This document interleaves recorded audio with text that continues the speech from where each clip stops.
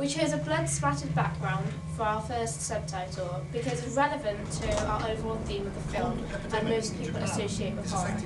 This is a conventional way to introduce our horror, and we drew particular inspiration from zombie.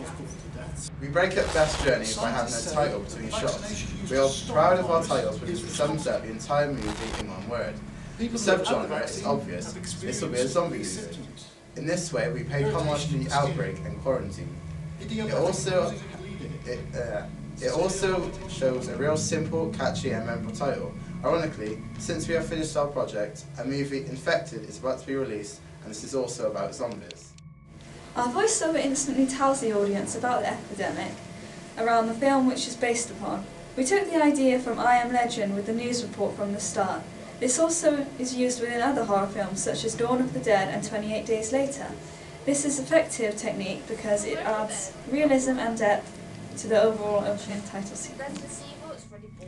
We developed the genre by not being afraid to deviate from what first seems to be a traditional linear continuity style editing. The speeded up scratching of Beth's arm suggested a more inventive and playful postmodern style of editing, heavily influenced by the Saw franchise.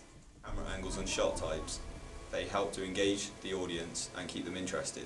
This slightly suggestive shot of Beth's shapely legs would help to sell to a male audience, which is associated with zombie fans. We are particularly proud of the bathroom sequence because we used some creative filming, such as the camera acting as the mirror. There are also very famous bathroom sequences from inspirational horror movies. These include classics such as Psycho in the 60s, The Entity in the 70s, The Shining in the 80s, and more recently, Dawn of the Dead and The Awakening. Our sequence finishes off with all the remaining zombies attacking Abby, dressed in white, which can highlight the blood and represent her innocence, which is being lost. This scene can be noticed in other popular films like Dawn of the Dead and within its final scenes.